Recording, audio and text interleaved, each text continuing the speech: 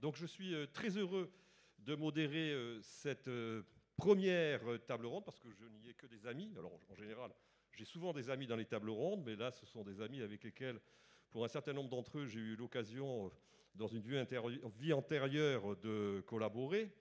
Alors nous allons traiter dans cette table ronde, avant que je ne vous les présente, de sciences, de technologie et de prospective. Je sais qu'il y a pas mal de jeunes ici qui sont présents, donc je vais demander à chacun de nos intervenants d'adapter leur communication à un public jeune et qui est, j'en suis sûr, tout à fait heureux de découvrir les aspects de la science et de la technologie. On va parler beaucoup d'avenir, on va parler beaucoup de prospective. On va se poser la question de savoir comment la connaissance, outre qu'elle nous permet de mieux connaître, c'est une évidence, le monde dans lequel nous vivons, mais comment elle prépare aussi l'avenir, comment elle est un levier qui prépare le futur, sachant qu'on est dans une période d'accélération de la technologie. Le sujet de l'intelligence artificielle que nous avons retenu pour cette seconde édition, je crois, en est la plus évidente des démonstrations. Alors, à mes côtés, à ma gauche, Antoine Petit. Antoine Petit est président directeur général du CNRS depuis maintenant 2018. Il est informaticien, agrégé de mathématiques. C'est un chercheur. Maintenant, c'est aussi un manager du monde de la recherche. Il a été directeur général également de l'INRIA il y a quelques années, avant de prendre ses responsabilités au CNRS. Tout à fait à ma droite, alors quelqu'un qui est là aussi pour nous faire rêver, c'est Patrick Michel, qui est astrophysicien, qui est également directeur de recherche au CNRS. Et je me permets cette petite incise, je veux vraiment remercier le CNRS.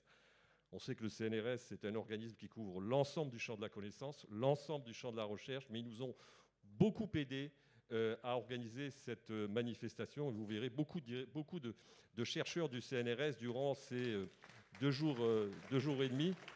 Alors, il est vrai que comme je suis un ancien directeur de la communication du CNRS, j'ai peut-être encore un esprit un peu corporate, mais je me permets, en tout cas par fidélité à cette grande maison, de rappeler le rôle qui a été le leur dans l'organisation de cet événement. Patrick Michel donc, est astrophysicien. Il est astrophysicien à l'Observatoire de Côte d'Azur et il travaille plus particulièrement sur les astéroïdes. Évidemment, il travaille avec les grandes agences spatiales. D'ailleurs, vous remarquez qu'il a un t-shirt de l'Agence spatiale européenne. Alors, il n'y a pas de logo du CNES, là, hein, je ne vois pas. Alors, le Centre national d'utilité spatiale, bon, ce n'est pas très grave, on lui pardonnera, en l'occurrence. Et bien évidemment, il nous parlera de ses travaux. Et puis, alors, tout à fait, juste à côté de moi, à ma droite, quelqu'un avec lequel j'ai longtemps travaillé également, qui est une des figures du journalisme scientifique et du journalisme scientifique à la télévision, Michel Chevalet, qui était déjà présent l'année dernière ici pour cette première édition et qui nous fait le plaisir de revenir ici à Saint-Raphaël. Alors je voudrais tout de suite commencer par une question un peu personnelle pour chacun d'entre vous. Une première question. Alors, il y a 2 chercheurs et un journaliste scientifique qui a quand même un bon background scientifique. Il vous en parlera aussi, Michel. Mais bon, vous êtes, Patrick Michel et Antoine Petit, deux chercheurs. Est-ce que dans vos moments de recherche, et je me tourne tout de suite sur ma gauche vers Antoine Petit, est-ce qu'il y a un moment particulier, une publication, un moment de chercheur qui vous a plus particulièrement marqué dans vos travaux? Et peut-être nous dire aussi quels étaient le sens et le contenu de vos travaux de chercheurs. Très bien, merci beaucoup. Bonjour à tous et à toutes. Donc, je suis très heureux que le CNRS accompagne les journées. Il y a quand même une règle du CNRS qu'on n'a pas appliquée et je tiens à m'en excuser. C'est le fait que d'habitude, on interdit les tables rondes où il n'y a pas au moins un homme et une femme. Et là, je trouve que ce n'est pas une bonne chose. Donc, la prochaine fois, on remplacera le PDG du CNRS par une des nombreuses chercheuses du CNRS qui soit là. Mais ça va s'améliorer par la suite. Il n'y a pas de sujet. Donc, moi, en fait, quand j'étais petit, il y avait 2 choses que j'aimais faire et que je savais à peu près faire. Une à peu près bien et l'autre un peu moins bien. C'était les maths et le rugby. Donc je me suis jamais posé la question de ma vie de ce que j'allais faire. J'allais faire des maths parce que le rugby j'avais pas le bon niveau. Alors j'ai un peu mal tourné, j'ai fait de l'informatique, mais en fait j'ai fait, pour répondre à ta question, un lien entre les maths et l'informatique, c'est-à-dire que mon domaine de recherche j'ose plus dire donc était, en fait, de vérifier les logiciels informatiques. Donc, parce que si le logiciel de votre ordinateur tombe en panne, vous n'êtes pas content, vous redémarrez votre ordinateur, mais ce n'est pas très grave. Si c'est le logiciel de contrôle-commande d'une centrale nucléaire ou le logiciel du métro automatique, c'est évidemment beaucoup plus embêtant. Mais donc, il y a tout un courant de recherche qui consiste à modéliser ces logiciels, modéliser ces protocoles.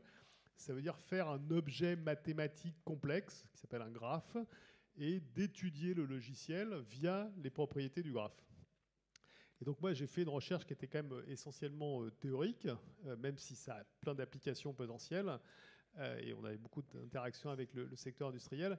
Et donc le moment, mais c'est un moment qui... J'ai peur que ça ne parle pas beaucoup à beaucoup d'entre vous, mais c'est typique des mathématiciens ou des informaticiens. Je ne sais pas si vous avez vu, je fais une petite parenthèse, que jeudi, on a eu le prix Nobel de mathématiques, qui n'existe pas. Mais ça s'appelle le prix Abel. Et donc c'est un Français, Michel Talagrand, qui a eu le prix Abel. Et c'est tout à fait remarquable, ça traduit bien la qualité de la recherche mathématique française. Et donc ce plaisir, c'est le moment où vous avez compris et vous avez réussi.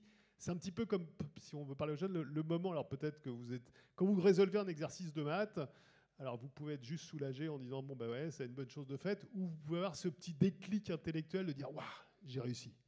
Et je pense que pour les chercheurs qui font des maths, c'est ça le point clé, c'est un moment, vous ne savez pas pourquoi, mais tout s'aligne dans votre tête et vous avez compris.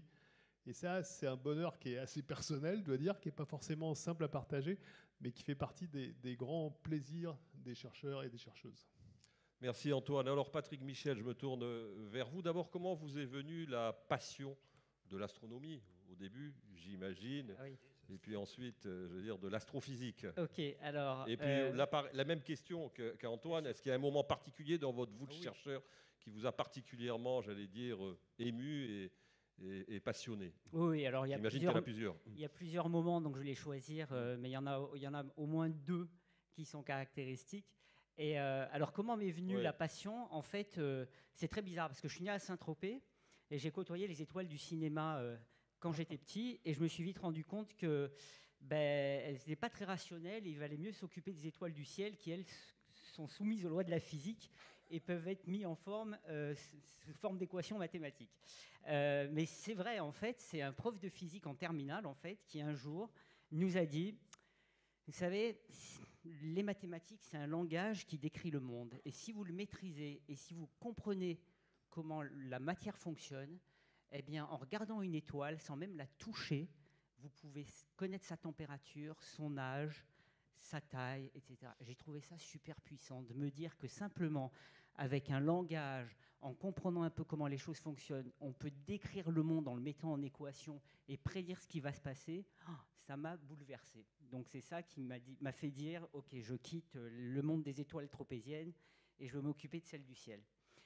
Et alors ensuite, donc du coup, j'ai eu la chance de rentrer au CNRS, qui est vraiment, j'ai écrit un livre à grand public récemment sur les astéroïdes, et je fais un remerciement au CNRS parce que c'est vraiment l'institut qui permet, lorsqu'on est bien sûr recruté, il y a très peu de postes, de prendre des risques parce que justement on a cette liberté qui nous permet de s'engager dans des grands projets risqués, et c'est ce qui m'a permis d'ailleurs de me lancer dans des missions spatiales, on y reviendra. Ouais. C'est vraiment du très long terme, et puis c'est pas sûr que ça marche, c'est pas sûr que la mission soit sélectionnée, et cette liberté est vraiment essentielle. C'est pour ça qu'on a vraiment d'excellents chercheurs en France, parce qu'on prend des risques que d'autres ne peuvent pas prendre. Et donc j'ai commencé à étudier les astéroïdes. Alors très brièvement, parce que sinon on pourrait en faire 2 heures, mais les astéroïdes sont des petits cailloux qui sont entre Mars et Jupiter et qui sont le reste des briques qui ont formé nos planètes. Quand le système solaire s'est formé, c'était un disque de gaz et de poussière, et cette poussière a commencé à s'agglomérer en rentrant en collision et à former des corps de plus en plus gros. Et une partie de ce matériau n'a pas eu la chance ou la malchance, selon comment on le voit, d'être capturé dans ces gros corps qui se formaient, ces planètes, et c'est parqué entre Mars et Jupiter.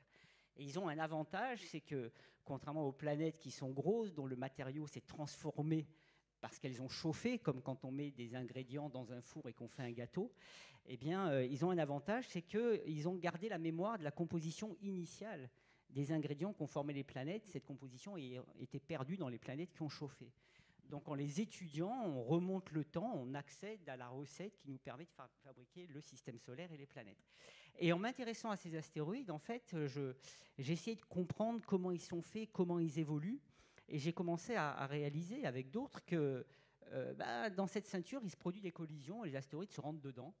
Et en faisant des calculs de ce processus assez compliqué, donc là c'est de l'informatique mise en équation, etc., des trucs très long terme, en mettant la physique des chocs pour casser des roches, je me suis aperçu qu'en fait ces objets-là, lorsqu'ils se rentrent dedans, eh bien, les fragments qui sont émis ont tendance à se réagglomérer et à former des corps qui ont des structures d'agrégats, c'est-à-dire des roches mises ensemble. Et ça paraissait comme ça, et le jour où une mission spatiale est allée voir un astéroïde, en 2005, une mission japonaise, et qu'on a obtenu les premières images qui ressemblaient exactement à ce que les calculs prédisaient, ça, c'est un moment de fou. Mais j'espère que certains d'entre vous auront la chance de vivre ça. C'est le moment où on passe du modèle théorique, c'est sympa, ça marche, ça a l'air d'être correct physiquement, mais c'est une physique complexe, donc il y a plein d'incertitudes, et boum, on a une image qui ressemble à ce qu'on avait prédit, et ça, c'est génial. Et la deuxième chose, c'est quand vous avez travaillé pendant 20 ans sur une mission spatiale, donc en l'occurrence, avec les Japonais, on voulait aller voir un astéroïde pour en ramener un échantillon, et on avait choisi un objet qui est potentiellement riche en carbone, en matière organique, parce que dans certains scénarios, on pense que les astéroïdes ont pu apporter sur Terre les ingrédients qui ont permis à la vie d'émerger, à savoir la matière organique, l'eau. Et donc, on a choisi un objet qui devait être riche en ses propriétés. Sauf qu'on n'avait jamais vu d'image de ces objets, puisque ces astéroïdes, depuis la Terre, c'est des tout petits points lumineux qui émettent à peine la lumière qui réfléchit du Soleil. Donc, on ne sait pas ce qu'on va trouver. Donc, vous allez vous en lancez une mission. D'abord, vous vous battez pour avoir les budgets. Vous lancez la mission, puis des années plus tard, vous arrivez. Et quand vous êtes dans la salle d'opération et que vous avez la première image d'un nouveau monde, vous vous sentez humblement dit comme Christophe Colomb, qui découvre un nouveau territoire, sauf que celui-ci, il n'est pas sur Terre, il est à 300 millions de kilomètres de la Terre. Et d'être un des premiers qui a la chance d'avoir ces images, c'est un moment absolument incroyable. Alors, petite anecdote, et j'en termine là, parce que je ne veux pas monopoliser. Allez-y. Mais la petite anecdote rigolote, c'est que, évidemment, comme ce sont des objets qui vivent dans un environnement très différent de celui de la Terre, c'est très difficile de prédire vraiment à quoi ils ressemblent. Et en général, jusqu'à maintenant, nos hypothèses ont toujours été fausses. Et alors là, dans la salle d'opération, vous avez deux cultures. Vous avez le scientifique qui, quand il découvre un rocher de 900 mètres de diamètre qui n'a rien à voir avec ce qu'il pensait, il est super content. C'est un nouveau challenge, on s'est planté, allez, on va retravailler. Et à côté, vous avez les ingénieurs des opérations de la sonde qui, eux, ont travaillé avec nos hypothèses fausses et qui nous regardent nous exciter en disant « Ouais, alors maintenant, comment on fait pour atterrir dessus ?» parce que ce n'est pas ce qu'on pensait. On reviendra d'ailleurs sur cette relation entre ingénieurs et scientifiques, notamment dans le domaine spatial, parce que c'est absolument essentiel. Absolument. Alors maintenant, et je leur donne une grande reconnaissance parce que c'est eux qui guident les sondes. Alors, je me tourne maintenant vers Michel Chevalier. Alors, Michel Chevalier n'a pas fait de la recherche, à ma connaissance. Il a été prof de mathématiques avant de rentrer dans les médias, à La Croix, je crois, RMC, et puis ensuite, c'est un visage familier de TF1, notamment, de la première chaîne à l'époque de télévision. Est-ce que toi, tu as un souvenir en tant que finalement vulgarisateur scientifique, en tant que médiateur scientifique, un souvenir particulier qui t'a marqué? Alors, j'imagine qu'il y a beaucoup de choses sur l'espace, parce qu'on sait que tu es un passionné d'espace, et tu as été une des très grandes voix de la télévision qui a commenté notamment ce que l'on a appelé dans les années 70 la conquête spatiale. Alors, avant de te répondre, mon cher Arnaud, je voudrais... Ce monsieur qui est à côté de moi, c'est un grand scientifique. J'avais appelé Arnaud en lui disant « On va parler de science, il faut qu'il y ait un scientifique qui nous fasse passer sa passion, son enthousiasme. » C'est un grand monsieur, parce que, bon, il est dans la région, c'est le régional de l'étape tout de même, il est à Nice Côte d'Azur. mais ce qu'il ne vous a pas dit, on en parlera, il a participé donc aux émissions, sa passion, c'est les astéroïdes, et il est l'un des 8 laboratoires dans le monde qui analysent les poussières, les extraits des combien 120 grammes 120 grammes de morceaux d'astéroïdes qui ont été ramenés sur Terre. Et lui, son laboratoire, fait partie de ceux qui analysons. C'est ça. Il a entre les mains le matériau originel de la formation de notre système solaire, qui vaut plus que de l'or. Non, mais voilà, je vous situe l'importance des travaux de ce grand scientifique. Voilà pourquoi je voudrais... Et d'autres aussi, parce que c'est quand même toute une équipe. Moi, j'aime bien aussi montrer que la science, c'est collaboratif. Voilà. Alors Michel, mon rôle, finalement, vous l'avez bien compris, c'était quoi? C'est d'être dans ma vie, et je vais dire pourquoi, d'être entre lui qui est à l'origine et qui est un acteur de la science, et vous, le grand public, qui est des spectateurs, entre guillemets, et nous, les journalistes scientifiques spécialisés, nous sommes entre les deux. Qu'est-ce qui m'a donné cette passion de la science? Moi, je suis né avec la guerre. Je suis du matériel de guerre. Je suis né même en 1939. Donc, vous voyez, ce n'est pas d'aujourd'hui, mais c'est du solide, c'était du bon. Et j'ai connu les 30 Glorieuses, où tout était cassé autour de moi. Tu as l'âge du CNRS. Et j'ai voulu comprendre le monde. J'étais fasciné par les bouleversements, les accélérations technologiques, tout môme que j'étais. Et donc, j'avais décidé, je voulais être ingénieur. Je voulais bâtir, construire. Et donc, j'avais fait des études pour être ingénieur des arts et métiers. La vie en a décidé autrement. Il y a eu la guerre d'Algérie, vous n'avez pas connu ça. Et la guerre d'Algérie a fait qu'il fallait avoir le sursis jusqu'à 27 ans. Or, en sortant des arts et métiers à 22 ans, jeune ingénieur, j'allais être pris comme les autres. Et hop, direction l'Algérie. Et donc, il n'y avait que 4 cas sur lesquels on pouvait aller jusqu'à 27 ans. Médecin, les études longues, médecin, pharmacien, doctorat et une licence dite d'enseignement. Et donc, médecin, pharmacien terminé. Doctorat, je me suis présenté. On m'a dit, ah non, vous n'avez pas les équivalents. Donc, je me suis réinscrit à la fac. Et j'ai fait une licence, ça me fait plaisir, au directeur du CNRS, de mathématiques, mon cher. Et j'étais prof de maths. J'ai eu des élèves qui ont vraiment réussi. Laurent Voulzy, par exemple. Vous voyez le résultat. Moi. Il venait déjà, je l'ai eu en 6e et 5e, il venait avec une guitare. Voilà. Et surtout, je commençais donc à vouloir transmettre ce que j'avais compris. À partir du moment où j'avais compris quelque chose, je voulais le transmettre. Et donc, j'ai commencé à faire des revues et j'ai écrit dans un journal, ça lui fait plaisir, Science et Avenir. Elle trouve mes écrits, elle est là, la directrice est là, voilà. Notre partenaire, j'ai oublié de le signaler, notre partenaire média, c'est Science et Avenir. Et en 1970, j'étais encore prof de maths. À Science et Avenir, le patron de Science et Avenir, vous allez voir la suite, c'était François Decloset, très, très brillant esprit. Et François Decloset dit, on va faire un numéro spécial informatique. Tu l'as dans les collections, ma chère. Et donc, à ce moment-là, j'ai eu une passion pour l'informatique et vous allez vous surprendre, je donnais des cours de maths dites modernes aux techniciens d'IBM avec des 360-20 et j'avais, moi, en classe, dans mon lycée, sans autorisation de l'Éducation nationale, il m'a valu beaucoup d'emmerdements, mes élèves de terminale travaillaient avec des cartes perforées sur les 360-20. Donc j'étais un précurseur avec ça. Voilà. Et donc tout ça, ça a pris de l'ampleur. Et grâce à François Decloset qui m'a dit un jour, tu devrais faire de la télévision. Pourquoi pas? J'y avais jamais pensé. J'ai mis le pied à l'étrier. Et la suite, vous la connaissez. J'ai monté et j'ai eu une liberté de manœuvre formidable. Quel a été pour toi le plus grand moment? Enfin, le grand moment, écoute, il y en a plusieurs. Un grand moment que tu as eu à commenter. Non, c'est d'avoir réussi. C'est d'avoir...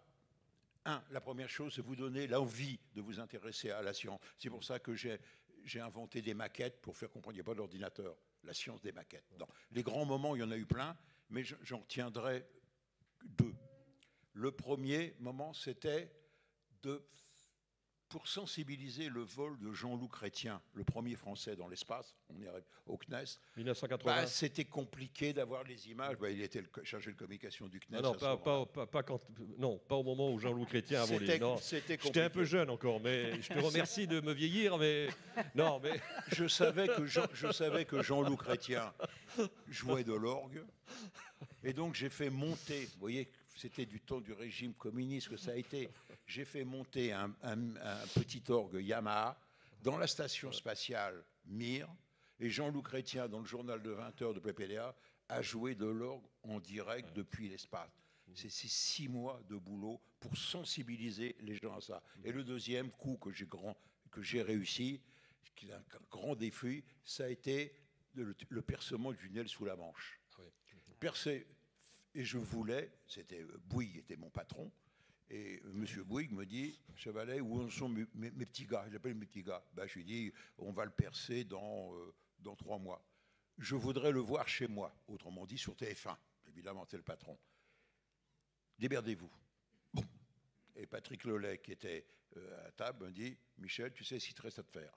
Et donc, il a fallu aussi un boulot d'ingénieur, heureusement, faire fabriquer une fibre optique, ramener les images, monter une régie au fond du tunnel. On était à 17 km, c'est 34 le tunnel, au milieu de la mer. Se dire là, au-dessus de moi, il y a 40 mètres d'eau, 40 mètres de craie, il y a les bateaux qui passent, et nous, on est là. Et le dernier pan de craie qui fait 1 mètre va s'écrouler, et on va le faire en direct. Et j'ai réussi à le faire en direct. Ça, c'est des moments les plus forts. Et puis le dernier moment que j'ai vécu, j'ai été le seul journaliste à bord du TGV quand on a bâti le record du monde. On était à près de 600 km/h. Ah oui, en effet. Croyez-moi, là où les avions, il y a longtemps que les avions ont décollé. Ça, c'est des moments très, très, très forts. Des coups que j'ai montés toujours par des relations, par des confiances entre moi et les scientifiques qui viennent des amis. Voilà. Merci Michel, merci en tout cas à tous les trois pour cette entrée en matière.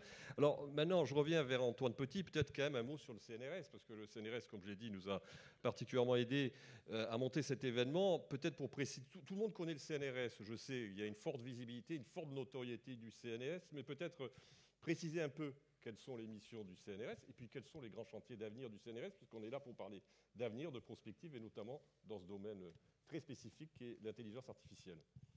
Alors, la fois, tout le monde a entendu parler du CNRS, et quand on demande de qu'est-ce qu'ils font au CNRS, on dit pour aller vite. Non, il faut en être conscient, on en a fait conscient. Donc le CNRS, d'abord, ça a été dit, mais c'est pas inintéressant. Ça a été créé effectivement en 1939. Et ce qui n'est pas inintéressant, c'est que ça a été créé formellement le 19 octobre 1939. Et si vous êtes des férus d'histoire, vous réalisez que c'est quelques semaines après la déclaration de la guerre. Que la France ait déclaré la guerre à l'Allemagne. Donc on peut dire quand même, ils venaient de déclarer la guerre. Est-ce qu'ils n'avaient pas autre chose à faire que créer le CNRS?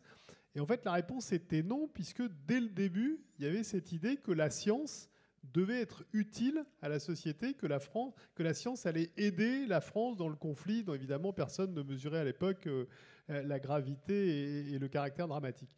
Et au fond, si je saute 84 ans, bientôt 85, ce qu'on fait aujourd'hui, c'est on continue à faire de la recherche qu'on appelle la recherche fondamentale. C'est notre métier, c'est de faire de la recherche fondamentale, mais c'est de la faire au service de la société. Alors, au service de la société, c'est d'abord l'avancée des connaissances. N'oublions pas que c'est quand même peut-être la source principale de progrès, cette avancée de connaissances, mais ça se traduit aussi par le fait qu'on crée, par exemple, chaque année une centaine de start-up, qu'on a plus de 250 laboratoires communs avec des industriels, dans lequel on fait encore de la recherche fondamentale, mais sur des questions qui ont été définies avec les industriels. Puis bien sûr, la science, elle vous sert dans la vie de tous les jours, parce que rappelez-vous que le changement climatique, les premiers à l'avoir identifié étaient les chercheurs du GIEC, les chercheurs et les chercheuses du GIEC, et qu'aujourd'hui, il n'y a pas de grands enjeux dans lesquels on n'a pas besoin de science. Donc voilà, c'est ça notre métier. Donc on est un organisme français, mais on recrute 30% de chercheurs étrangers chaque année, donc on est attractif. C'est un métier de passion, et il ne faut pas avoir peur des mots. Le CNRS est un des plus grands centres de recherche à travers le monde. Et ce qu'a pas dit Patrick Michel tout à l'heure, c'est que pourquoi est-ce que la NASA lui a confié des échantillons? Pas parce qu'il est sympathique, pas parce qu'il habite à Nice, juste parce que son équipe a été identifiée comme une des meilleures au monde, et qu'à ce titre, il fallait lui donner quelques grammes de poudre. Et la compétition dans la science, elle est internationale. Il n'y a pas de frontières. Il ne s'agit pas d'être le meilleur de la Côte d'Azur, ni même le meilleur français, ni même le meilleur européen. C'est est-ce qu'on compte au niveau international? Et aujourd'hui, le CNRS fait partie des grandes institutions à travers le monde. Juste quelques mots pour peut-être donner quelques chiffres. C'est combien de personnes le CNRS, quel budget, et aujourd'hui dans la compétition internationale en termes de publication, comment ça se situe? Alors c'est gros le CNRS. Oui. On paye 32 000 personnes et on a un budget annuel de 4 milliards d'euros. Donc 3 milliards, il faut vous remercier parce que c'est votre argent, c'est l'argent du contribuable. Et le dernier milliard, c'est de l'argent que nos équipes vont chercher auprès de la NASA, auprès de l'Agence nationale de la recherche, auprès du Fonds européen, auprès de l'industriel, auprès de l'Europe, bien sûr. Voilà, donc vous voyez, c'est gros. Et en plus, dans le système français, nos laboratoires sont des laboratoires qui, pour la plupart, sont communs avec des universités ou des grandes écoles, ce qui fait une force de frappe scientifique de pas loin de 110 000 personnes. Et donc, évidemment, comme on est gros, on est aussi très présent en termes de publication, mais pas seulement. Je pense qu'il ne faut pas avoir peur de dire qu'il y a une qualité de la science française qui est connue. Je parlais du prix Abel tout à l'heure, c'en est qu'un exemple. Et donc, sur quoi travaille le CNRS ? Le CNRS, c'est un côté fabuleux pour le CNRS. Moi, je vous ai dit, quand j'étais petit, je faisais qu'une seule chose, c'était des maths.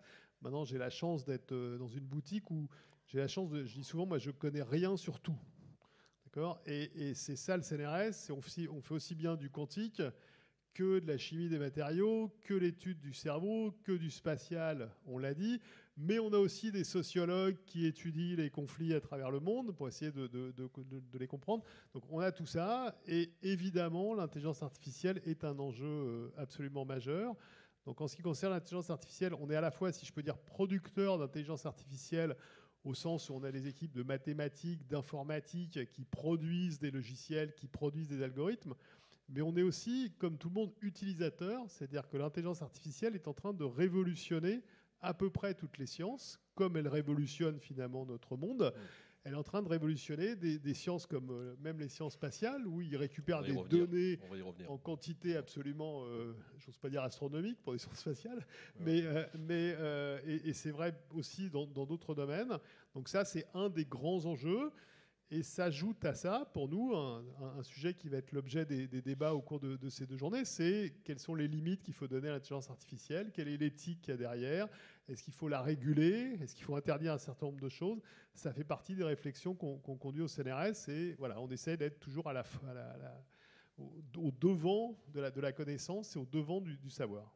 On y reviendra tout à l'heure sur les questions de préoccupation éthique, notamment par rapport au développement de l'intelligence artificielle. Mais bon, vous avez parlé en effet de la composante technologique aussi d'un grand organisme scientifique comme le CNRS. Dans votre domaine, Patrick Michel, la technologie a joué un rôle absolument fondamental dans l'astronomie. Il y a un avant et un après technologie spatiale. Absolument, clairement. Et ça continue à se développer. Alors, je voudrais revenir sur le rôle du scientifique dans la société, parce que vraiment, pour un astrophysicien, on pourrait se dire, oui, mais vous vous intéressez à l'origine de l'univers, etc. Quelle utilité ? Et en fait, l'utilité, c'est que en essayant de répondre à ces grandes questions, d'abord, ça répond à des questions métaphysiques fondamentales, d'où on vient, où on va, qui sommes-nous, etc. Et ça, la psychologie fait partie de nous.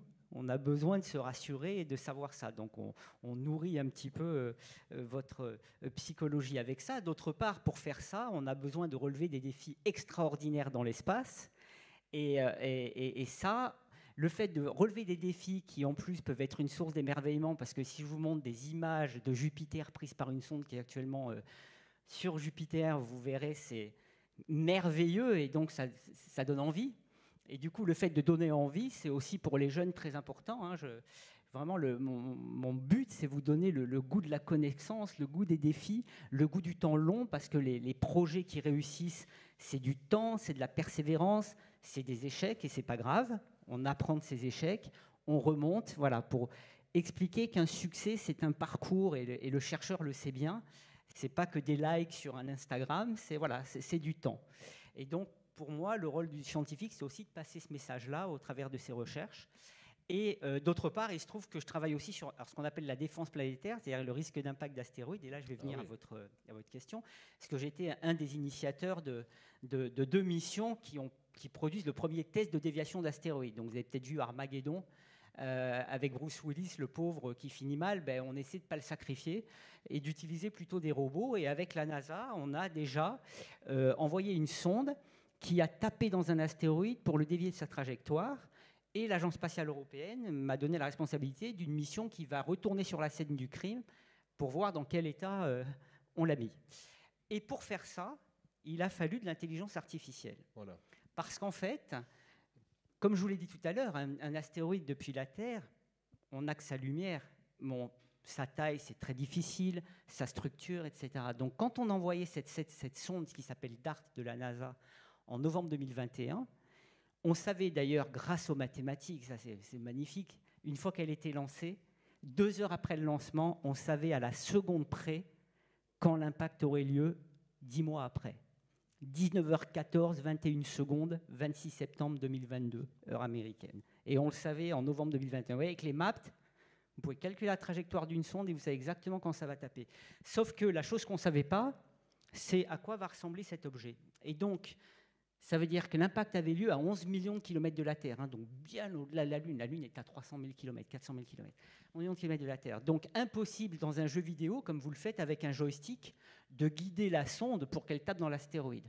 Donc, il a fallu mettre à bord de cette sonde un logiciel de navigation intelligente, donc c'est de l'intelligence artificielle, qui permettait à cette sonde, avec sa caméra, de repérer par elle-même l'astéroïde, de calculer sa forme très très vite, parce qu'à 24 000 km/h, ça va très vite, sachant qu'elle a commencé à le distinguer qu'1 heure avant l'impact, et donc pour arriver à taper dedans. Et ça, on a réussi à le faire. Donc c'est vraiment grâce à la technologie, à l'intelligence artificielle, à cette capacité de guider des sondes dans un espace lointain, par elle-même, du fait que le joystick met trop de temps. L'autre exemple qui est caractéristique, c'est donc qu'on a récolté un échantillon d'astéroïdes, ce qu'a dit Michel Chevalet, on a ramené les échantillons sur Terre. C'est absolument incroyable quand même.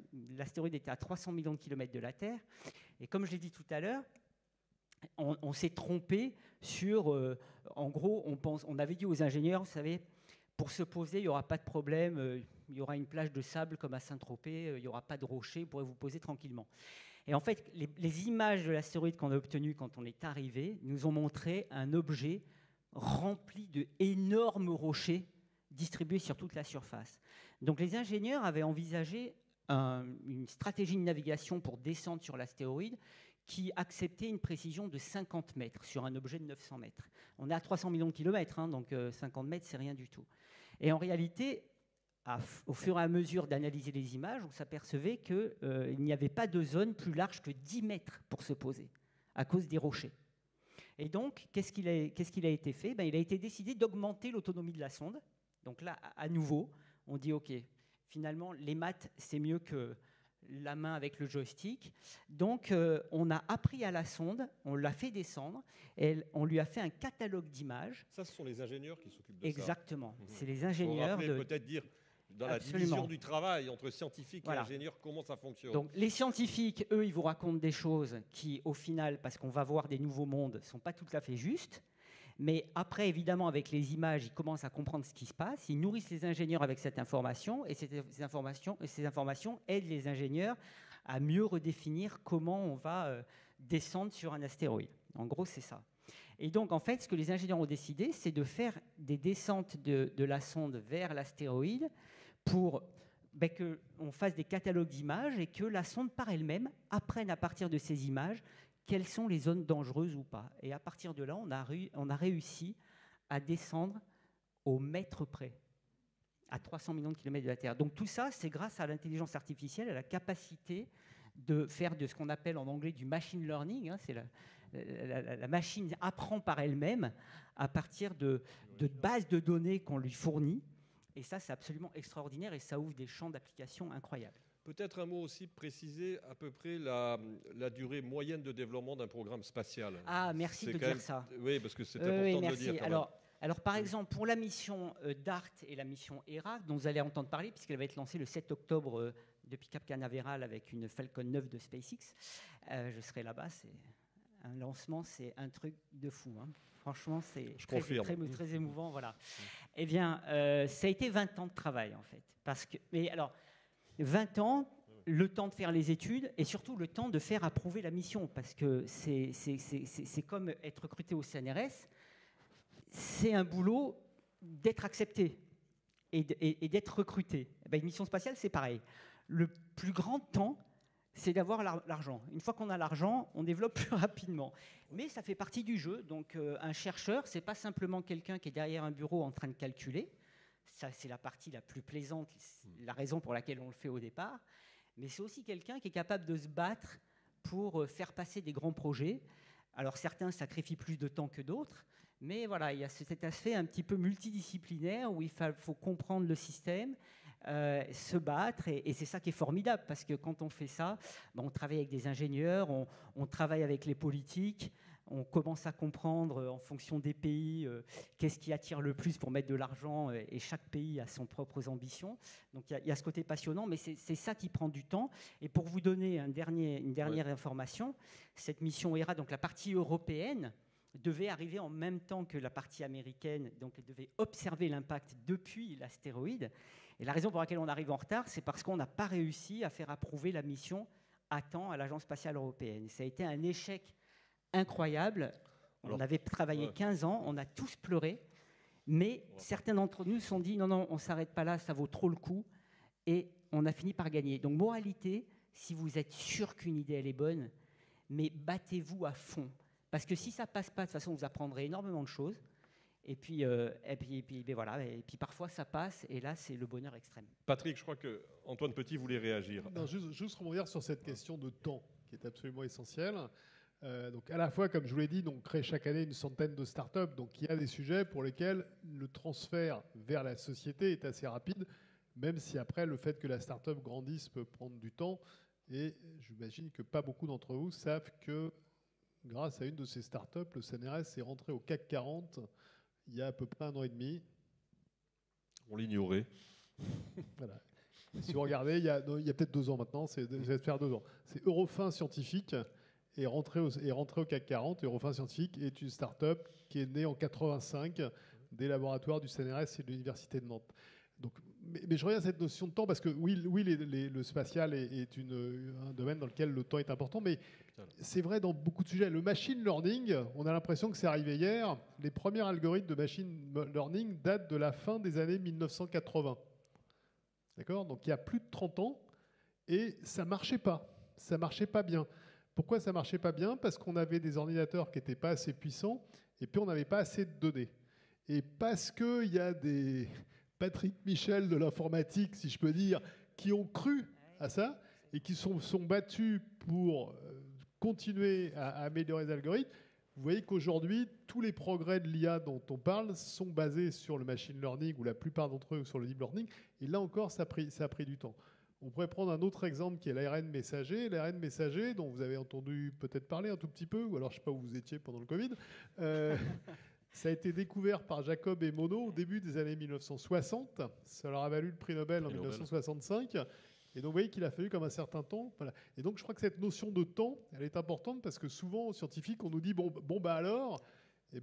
alors, ça peut être demain, dans certains cas, mais ça peut être longtemps après. Je crois qu'il faut accepter ça parce que ce temps-là, si on pouvait le compresser, on serait ravis. Hein. Patrick, je pense que si tu pouvais faire l'émission en 6 mois, tu serais ravi. Mais c'est juste, c'est pas possible. Et je crois que c'est quelque chose qu'il faut aussi que la société intègre, c'est que ça prend du temps de savoir, et c'est finalement rassurant. La temporalité, c'est extrêmement important, et c'est vrai que la temporalité scientifique nécessite, on l'a dit, quand même de la durée, c'est le moins qu'on puisse dire. Alors justement, parce que Michel Chevalet, est-ce qu'aujourd'hui la temporalité médiatique est capable de comprendre cette temporalité scientifique ? Ma question, pour aller assez vite, est-ce qu'aujourd'hui, vous considérez, vous qui avez quand même une expérience très grande dans le domaine des médias et notamment dans le domaine de la télévision, que la science et la technologie, telles que nous en parlent Antoine et Patrick, de manière assez vertigineuse et passionnante, ont toute leur place dans les médias et en tout cas dans les grands médias télévisés et radio? Il y a une évolution qui s'est produite. Il y a eu d'abord la période dans la connaissance scientifique, les 30 glorieuses, où on allait de découverte en découverte, l'avènement du micro-ordinateur, le spatial qui est d'abord de la technologie avant d'être dans la science et qui a faussé, à mon avis, la vulgarisation. Je voyais, moi, à la télévision, ce que on me demandait des sujets, ça concernait le spatial, c'était spectaculaire, on ne comprenait pas. C'était la priorité. Et ça a masqué tout le reste. Et donc, derrière, il était très difficile de les amener sur des sujets de société ou des choses qui touchent la vie courante. Donc, et surtout, la difficulté, c'est les différences de temps entre le temps de travail des chercheurs de la découverte et le temps des médias. C'est-à-dire, pour nous, c'est Jean-Pierre Pernaut, le matin, c'était à 8h la conférence de rédaction, c'était Michel, 13h, tu viens nous expliquer le truc. Mais attendez, il faut que je m'informe, il faut que je me documente, il faut que... Non, démerde-toi, c'est tout. C'était ça. Voilà, c'était ça. Donc ça nous laisse très très très peu de temps pour contrôler l'information. Il faut avoir une bonne culture scientifique déjà pour déblayer, ça aide. Et deuxièmement, accéder à ceux qui savent et qui connaissent comme lui, qui sont à l'origine, ils ne sont pas forcément disponibles. Et puis après, élaborer. Moi, il fallait que je fasse des dessins, que je fabrique une maquette. Donc c'était une course contre la montre perpétuelle. Et c'est là toute la difficulté pour nous. Et le pire, par exemple, je me souviens, c'était les prix Nobel. Alors le prix Nobel, c'est quelque chose de terrible. Pourquoi ? En général, c'est première semaine d'octobre. C'est d'abord, ils vous sortent des trucs de derrière les fagots. On a beau avoir une culture, je ne comprends rien. Je me reconnais, il y a des fois, je dis, bon. Et, je me souviens, il y a eu le prix Nobel des équations de Schrödinger. Vous vous souvenez ? Fort heureusement, j'avais étudié ça en faisant ma licence. Ouf, j'ai pu faire une pirouette. Les ondes gravitationnelles, il y a eu les ondes gravitationnelles. Pour le grand public, les ondes gravitationnelles, là j'étais plus à TF1, j'étais sur CNews, ben, je suis venu avec une boule de billard et un oreiller. Alors, on va faire l'expérience en 1 minute. Voilà. Est-ce que tu es capable d'expliquer ce que c'est que les ondes gravitationnelles à notre public ? Voilà. Ouais. Comment expliquer ? Le problème, si vous voulez, de la connaissance, elle ne peut qu'être fixée que sur une structure mentale qu'ont les gens. Donc ma première difficulté, c'est de savoir qu'est-ce que de ce sujet que je vais aborder, et je n'aurai qu'1 minute et demie à 2 minutes, c'est ça l'actualité. Lui prend son temps, il est très bavard, ça fait partie de son talent. Mais c'est très difficile, j'ai fait de longues interviews avec lui, c'était lui dire, attends, tu m'en fais 2 minutes 30, mais pas plus. Voilà. Ça, c'est un autre challenge.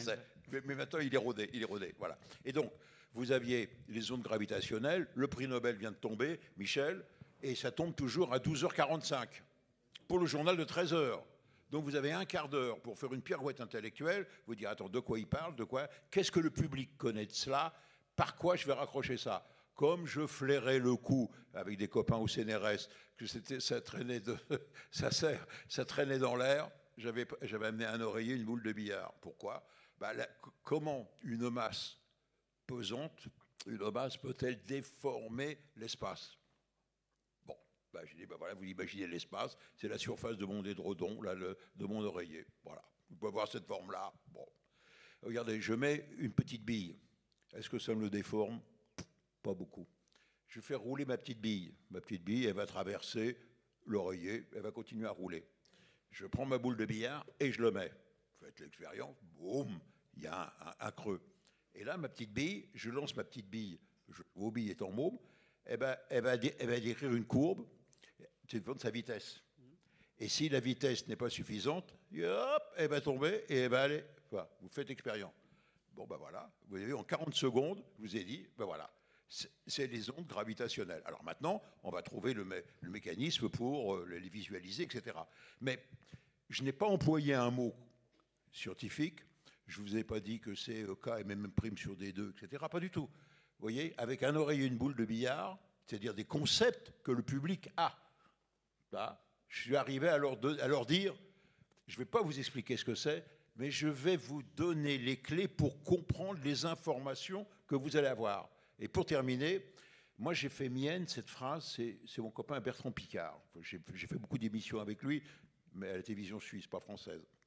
Et Bertrand Piccard, il avait dit, pour changer la société, il faut changer les hommes. Et pour changer les hommes, il faut leur donner envie. Piccard, avec son avion solaire, qui sert à foutrement à rien, il n'emmène qu'un mec. Mais il nous a sensibilisés aux énergies nouvelles. Moi, quel était mon rôle ? C'est que je dis, j'étais de donner envie à Madame Michu, comme l'appelait Léon Zitrone, de s'intéresser aux ondes gravitationnelles. Ce n'était pas évident. Vous n'allez pas prendre un bouquin et vous plonger dans les ondes gravitationnelles. Non. Mais avec le coup de la boule de billard à l'oreiller, je me dis, oui, j'ai bien compris. Maintenant, quand il va nous expliquer ça, voilà. Mais je suis sûr que Michel a suscité Patrick. des vocations, avec son enthousiasme, il a suscité des vocations. On ne rend passionnante que les choses pour lesquelles on est soi-même passionné. Exactement. Mais est-ce que je peux dire un mot sur l'histoire de 2 minutes ? Parce que ça, c'est un truc que j'essaie de changer. Alors, enfin, j'ai passé l'âge de rêver à changer quelque chose, mais on aime rêver. Sait-on jamais ? Je pense qu'on a un problème, et je le dis à mes collègues journalistes, c'est que cette notion de devoir dire en 2 minutes biaise le fait que le monde, il n'est pas binaire, c'est complexe. Et donc, en fait, rien n'est simple, tout est complexe, et de pouvoir avoir le temps de l'expliquer évite de faire des raccourcis qui, parfois, même en politique, peuvent être très dangereux. Donc moi, je plaide pour qu'on laisse un peu plus de temps. Et d'ailleurs, une fois, j'étais dans une émission radio, je ne dirais pas laquelle, où la personne me dit « T'as 2 minutes. Hein. » Alors, 2 minutes. Le truc, c'est que j'accélère la façon dont je parle, comme ça, je peux dire la même chose en peu de temps. Mais, et juste après, mais pendant 15 minutes, mais c'était mortel. Et je me dis, mais attends, j'avais mieux à dire que de parler pendant 15 minutes d'un truc où tout le monde s'endormait. Et là, je me dis, oh là, mais on a un problème, c'est que la science n'est plus assez présente en France, dans les médias, et même le niveau de connaissance scientifique. Je racontais à table un reportage qu'il y a eu sur une chaîne récemment, mais qui était complètement inventé. Et je dirais même que les personnes qui étaient sur le plateau, vu les chiffres qui étaient donnés, auraient pu s'interroger en disant, même sans connaître le sujet, comment c'est possible. Donc là, moi, j'ai quand même ce problème qui fait que les gens n'ont tellement plus de connaissances de base qu'ils ne sont plus capables de faire la part du vrai et du faux. Et pourtant, tout est vulgarisable, à part la mécanique quantique. C'est vrai que Niels Bohr, le père de la mécanique quantique, quand il expliquait, il disait si vous avez compris ce que je dis, c'est que je me suis mal expliqué. Mais bon, à part la mécanique quantique, je pense que le reste peut être vulgarisé et les gens adorent. Les gens adorent. Merci Patrick. Je voudrais bien avoir l'avis du président directeur général du CNRS sur aujourd'hui la place de la science dans les médias et sur le rôle justement que joue aussi le CNRS dans la diffusion de ce que l'on appelle la culture scientifique. Alors, je pense que tous les scientifiques partagent l'idée qu'il devrait y avoir plus de science dans les médias. Après, je crois qu'il faut aussi qu'on fasse notre autocritique. Et je pense que si les progrès qui ont été faits au cours des 30 ou 40 dernières années, ils sont, je crois, énormes. C'est-à-dire que les chercheurs et les chercheuses ont quand même de plus en plus appris à parler à des non-spécialistes. Je crois qu'il y a des gros progrès qui ont été faits. C'est pas si simple pour un chercheur ou une chercheuse parce que vulgariser, ça veut dire simplifier. Et vous vous dites, mais qu'est-ce que vont dire mes collègues qui vont me dire, mais quand même, tu as simplifié ça, il t'aurait pas dû. Et la question, c'est que si vous voulez vous exprimer devant vos collègues, vous allez dans une conférence scientifique. Si vous exprimez dans un média, c'est pas pour vos collègues, c'est pour le grand public. Donc, il faut accepter de simplifier. Donc, je crois qu'il y a des gros efforts qui ont été faits de ce côté-là. Nous, on y consacre beaucoup de temps, d'énergie, de moyens. On a maintenant, les choses ont progressé, on a un bureau de presse qui est là pour répondre aux Michel de l'époque qui peuvent nous appeler pour nous dire on a besoin d'un spécialiste sur tel sujet. Mais je crois que c'est important de désacraliser la science. Je pense que c'est important d'expliquer la science, d'expliquer ce qu'est la démarche scientifique. Et ça, je crois que c'est un point essentiel. C'est-à-dire qu'aucun d'entre nous n'est spécialiste de tous les sujets. Absolument. Par contre, comprendre ce qu'est la démarche scientifique, dire que si on fait des statistiques sur 3 personnes, ça n'a pas beaucoup de sens. Dire il paraît qu'il y a encore 20% des gens qui pensent que la Terre est plate. On peut leur dire très bien, on peut leur dire vous êtes des tarés. Mais une fois que vous avez dit ça, ils ne sont plus tout à fait prêts à vous écouter. Ils sont moins réceptifs, c'est sûr. Si vous leur dites, mais la Terre est plate, ok, elle est plate, mais pourquoi personne n'est jamais allé au bout? On dirait, tiens, ouais, c'est bizarre. Donc voilà, je pense qu'il faut aussi être capable de parler aux gens, et je pense que c'est extrêmement important. Et on y passe encore une fois beaucoup de temps. C'est vrai, bien sûr, il y a les médias spécialisés sont là pour ça. Mais je crois qu'aujourd'hui, ça fait partie du métier de chercheur et de chercheuse, c'est de faire savoir. Et je crois que c'est important. Je pense qu'il faut que les gens aient vis-à-vis de la science une attitude qui ne soit pas une attitude de défiance. Et une des difficultés qu'on a dans notre pays, on le sait bien, c'est que les décideurs et les décideuses politiques ont en très petit nombre une formation scientifique. Et donc, ils ont toujours une distance et peut-être parfois une inquiétude vis-à-vis de la science. Surtout en France. Hein. Plus en France qu'ailleurs, d'ailleurs. Oui, ils aimeraient bien que les choses soient simples et binaires, mais comme ça a été dit, elles ne sont pas binaires. Donc voilà, donc je pense que c'est extrêmement important que des manifestations comme celle-ci existent, parce que c'est aussi une manière, encore une fois, d'expliquer aux gens que la science, c'est une activité peut-être pas tout à fait comme les autres, mais qui s'explique. Et on ne devient pas spécialiste de tous les sujets, mais encore une fois, si on a envie, on peut se donner les moyens de savoir aujourd'hui est-ce que c'est des fake news, est-ce que c'est pas des fake news, est-ce que c'est un raisonnement qui a l'air sérieux ou pas sérieux. crois que si on fait un tout petit peu d'effort, on peut le faire, mais c'est aussi le rôle des scientifiques aujourd'hui que de non seulement faire avancer les connaissances, mais aussi de contribuer à les transmettre au grand public. Ça me semble essentiel. Il faut rappeler que le père fondateur, ton lointain prédécesseur du CNRS, Jean Perrin, en même temps qu'il créait le CNRS, avait créé quelques années auparavant le Palais de la Découverte à Paris. Donc il avait lui-même, je veux dire, cette conscience que la science, il fallait pouvoir la diffuser. J'en profite, on a 2 pères fondateurs au CNRS qui sont 2 personnes exceptionnelles. Donc Jean Perrin, qui, ça vient d'être dit, prix Nobel de physique, et Jean Zay, qui est quelqu'un qui était ministre de l'Éducation nationale, qui avait aussi contribué à la création du Palais de la Découverte, mais qui est aussi à l'origine du Festival de Cannes. Festival de Cannes, tout à fait. Ce qui est pas mal quand même pour un seul ministre, assassiné à 40 ans par les milices de Vichy. Et on en est très fiers, tous les deux, Jean Perrin et Jean Zay, au Panthéon. Je voudrais me permettre de Michel, prolonger ce que vous dites. Après, on passera aux questions, il nous reste 10 minutes. Que vous dites, Président, savoir comment nous fonctionnons. Tombe une information, une nouvelle. Avant, c'était difficile. Soit vous avez votre réseau personnel, on se connaît, vous l'appelez, dis donc, qu'est-ce que ça vaut? Non, tout, sauf qu'au CNRS, ils ont fait quelque chose de très bien, cher Président, vous le savez, et qui est remarquable. C'est-à-dire que quand l'information va tomber, immédiatement, on reçoit, c'est l'avantage des mails, la liste, immédiatement, votre service de presse, Cyril, immédiatement, voilà les chercheurs qui connaissent ce sujet sur lequel ils travaillent. Et ça, c'est très précieux pour nous, journalistes. On reçoit la liste vous pouvez, et ils sont disponibles. C'est-à-dire, nous, le temps, vous avez vu, du journaliste est très bref, surtout la radio, la télévision, les quotidiens et puis les magazines, c'est plus longtemps. C'est très difficile de répondre. Et les scientifiques savent maintenant, alors qu'à l'habitude, il me fait chier, j'ai autre chose à faire. Bon, je traduis, mais là, c'est ça. Et là, je dois vous tirer mon chapeau pour cela. Bravo au CNRS alors. Alors peut-être maintenant on va passer, il nous reste 9 minutes environ, je vais essayer de me faire le gardien du temps aux questions, aux commentaires, aux observations, n'hésitez pas. Et profitez-en.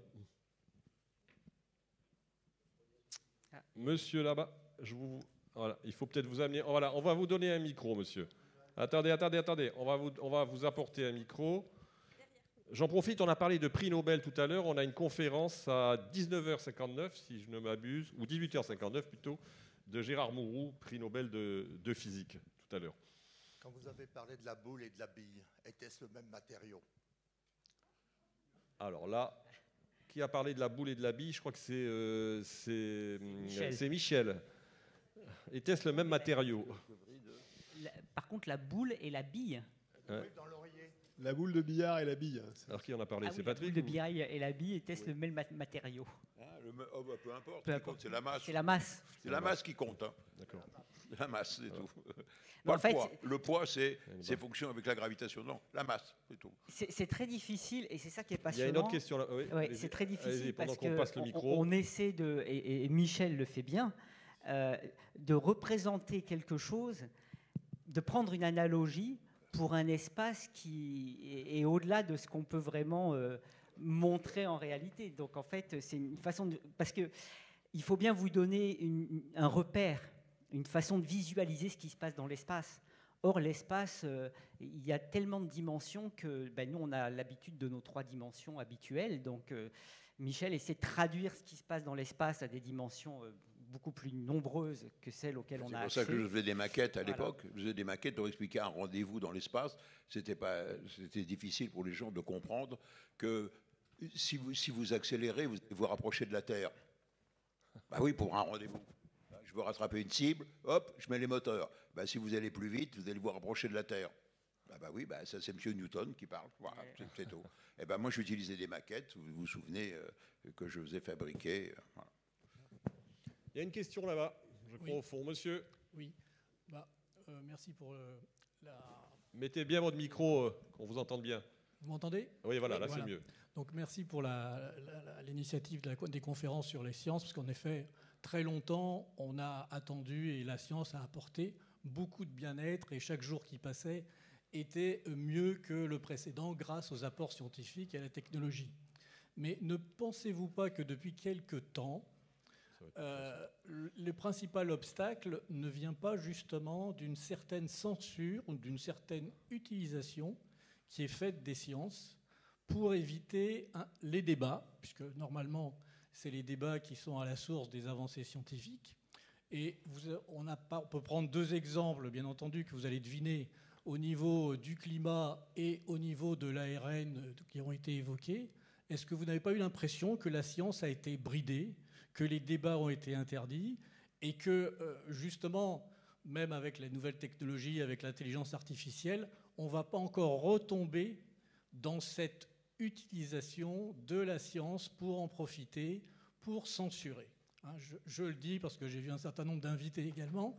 Je le dis parce que je pense que c'est un petit peu ça qui bride et qui fait que les gens ont tendance un petit peu à regretter le moment, l'époque où, en effet, la science s'exprimait librement à travers les débats. On va essayer de répondre à votre question. Je me tourne là tout naturellement vers le président directeur général du CNRS, qui me paraît le plus habilité peut-être pour répondre à cette question. Tout ça en 5 minutes 18, ça ne va pas être simple. D'abord, moi j'ai une remarque générale. Est-ce que c'était mieux avant? La réponse est non. D'accord? Non, c'était pas mieux avant de façon générale. C'est vrai que là-dessus, comme sur d'autres. Après, est-ce qu'il faut des débats scientifiques? Oui. Maintenant, des débats scientifiques, ça dépend de quoi on parle. Est-ce que vous allez débattre avec des scientifiques de savoir si la Terre est plate ou pas? La réponse est non. Vous avez le droit de penser que la Terre est plate, mais vous n'avez pas le droit de nous faire perdre notre temps à nous, scientifiques, à vouloir en discuter. Et donc, si la question c'est est-ce que vous voulez qu'on ait un débat sur l'intelligence artificielle est dangereuse? La réponse, c'est pas. Vous biaisez le débat en posant la question. Est-ce que vous êtes prêts les uns et les autres à renoncer à avoir votre smartphone? Est-ce que vous êtes prêts les uns et les autres à renoncer à prendre l'avion? Etc. À ce moment-là, si vous répondez oui à toutes ces questions, vous pouvez dire je suis contre l'intelligence artificielle. Maintenant, avoir un débat qui consiste à dire comment faut-il utiliser l'intelligence artificielle de façon à ce qu'elle soit bénéfique au plus grand nombre, là, c'est un autre débat. Mais je pense qu'une des difficultés qu'il y a, c'est qu'on veut entraîner parfois les scientifiques dans des débats qui ne sont plus des débats scientifiques, qui sont des débats idéologiques. Nous, ce n'est pas notre rôle. Notre rôle, on n'est pas là pour penser à la place des gens, on n'est pas là pour décider à la place des décideurs, on est là pour apporter des connaissances, on est là pour en discuter, mais sur des bases scientifiques. Et je crois qu'aujourd'hui, on est capable de discuter sur des bases scientifiques. Est-ce que les vaccins sont dangereux? Les vaccins ont quand même permis d'avoir une espérance de vie qui est bien plus importante qu'avant. Donc est-ce que les vaccins sont dangereux? La réponse, c'est non. Maintenant, est-ce que certains vaccins doivent être utilisés de façon intelligente? La réponse est oui. Mais je pense que le débat scientifique, il est, de mon point de vue, indispensable. Et je crois que c'est précisément ce qu'on a dit depuis presque maintenant 1 heure, c'est qu'il faut des rencontres comme celle-là pour avoir des vrais débats scientifiques, mais pas sur des bases idéologiques, pas sur des bases de... moi, je crois que... Vous avez le droit de croire ce que vous voulez, mais la science, c'est pas de la croyance.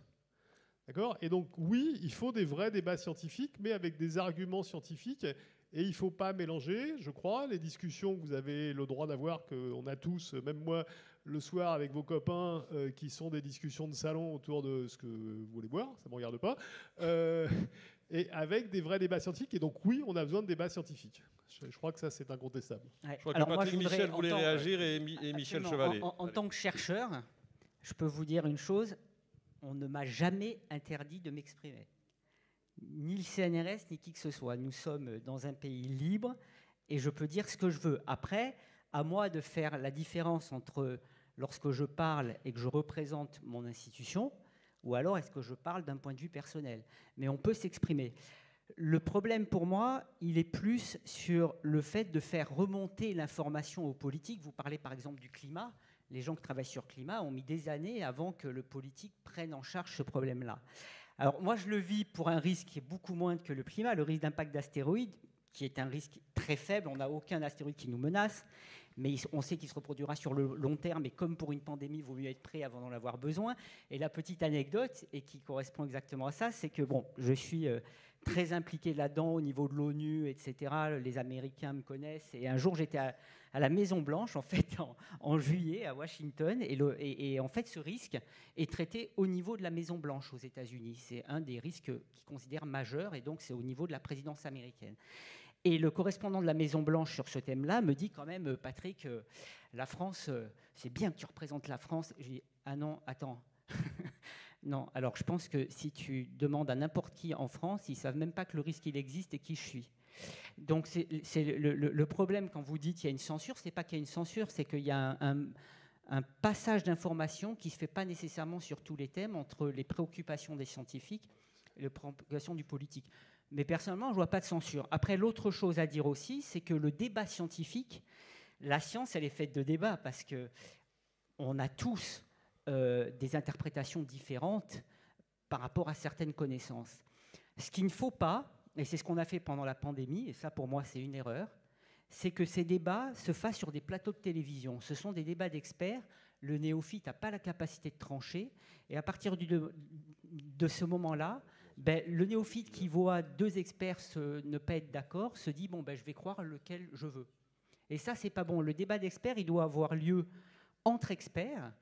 Et je pense, mais ça c'est ce que je pense, et ce qu'on fait, on a décidé à l'ONU pour les impacts, c'est qu'on donne le message qui fait consensus. Il y a quand même toujours un consensus dans certaines recherches, ça n'empêche pas le débat d'avancer, mais prendre à témoin le public, ça c'est quelque chose, à mon avis, dangereux. Alors, et la dernière chose que je dirais, juste que je dirais, c'est qu'on n'est pas spécialiste de tout. Je rejoins Monsieur Petit, et moi-même, je suis très sollicité par les médias, et je refuse de venir vulgariser sur une chose où je ne me sens pas légitime parce que je ne suis pas l'expert. On est astrophysicien, mais pas astrophysicien de tout. Et parfois, l'argument d'autorité fait penser qu'une personne peut parler de tout. Et ça aussi, ça peut être un danger. Merci Patrick. Allez, le mot de la fin à Michel. Non, je dis simplement, je vais vous rejoindre, mais il est vrai, je parle pour les médias, que nous, les médias, donnent plus d'importance au côté négatif de la science qu'au côté positif. Là, je suis d'accord avec vous.